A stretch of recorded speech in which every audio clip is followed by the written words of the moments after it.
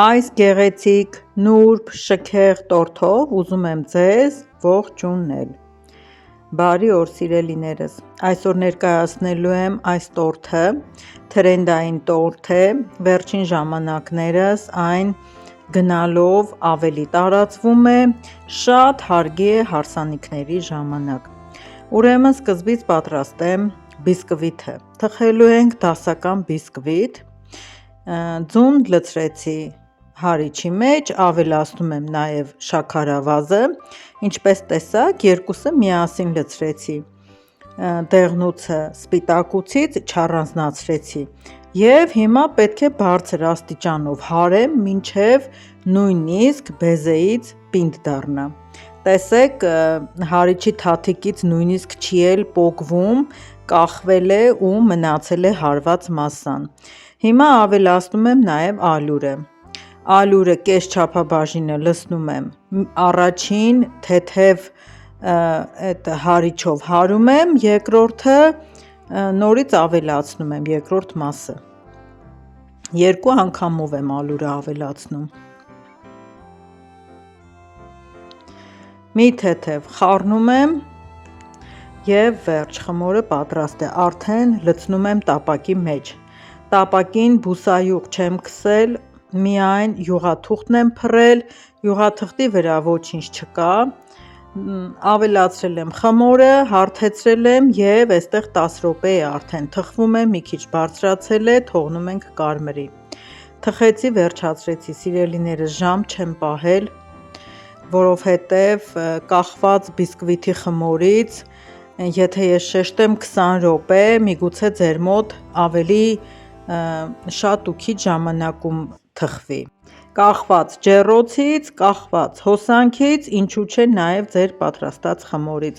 Շատ հնարավոր է մի փոքր թույլ հարած լինեք և այդ խմորը մի քիչ երկար կամ պակաս թխվի: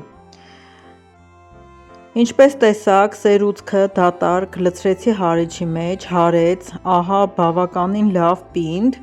ու ես վրան ավելացրեցի ոչ թե խտացրած կաթ, այլ մեղր: Ինձ այդպիսի կրեմը շատ է դուր գալիս: Բիսկվիթը կիսեցի 3 մասի: Շատ հաճախ եմ թխում, չեմ ուզում տանը շատ լինի և հետո էլ ավելանա թափենք: Էնպես եմ թխում, որ միշտ տորթ թխելու կամ խմորեղեն թխելու տեղ ունենամ: Անընդհատ նորը թխեմ: Շերտերը հերթով թռչում եմ ծիրանի հյութի օշարակով և վրան տարածում սերուցքը: Սիրելիներս, հիմնականում տորթի ներսում շատ կարիքը կա, որպեսզի կրեմը լինի խտացրած կաթով և կարագով, այդպես համը մի այլ է լինում, բայց մենք էսպես էլ ենք սիրում և այս իմ պատրաստած կրեմը ինքը ընթացքում շերտերի ծանրությունից չի նստում, այդպես բարձր էլ մնում է, շատ համեղ է համով և որոշեցի, որ այսպես թխեմ: Բոլոր շերտերը միացրեցի իրար, ավելորդ թերթիկները հանում ենք և հարթեցնելուց հետո այսպես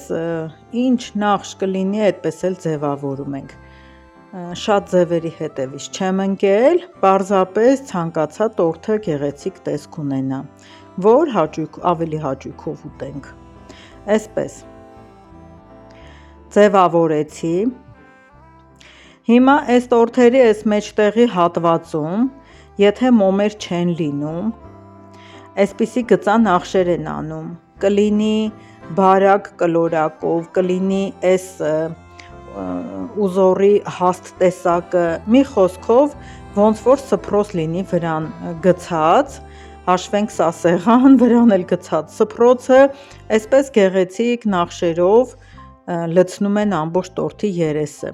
Հիմա այսպես բանտիկներ կանեմ այս կլորակների մեջ, կիսակլորների մեջտեղից և վերջնական ձևավորելու եմ հատապտուղով: Ինձ մոտ հատապտուղը ելակ, ազնվամորի, մալինա և խաղողի հատիկներ են: Ելակը հանել եմ սառցախցիկից, Դրա համար շատ քիչ եմ օգտագործելու, այնքան որ տեսքը մի թեթև գեղեցիկ լինի։ Այսպես կդասավորեմ վրան։ Վերջում այս տորթերը, նման տորթերը պարտադիր բանտիկներով ձևավորում են։ Ամեն նախշի հետ, ամեն մի նախշի վերջավորության հետ բանտիկներ են ամրացնում և ինքը շատ գեղեցիկ է ստացվում։ Նման տորթերը կոչվում են լամբետ և ռուսերենով և անգլերենով և հայերենով այդպես էր անվանումը բերում և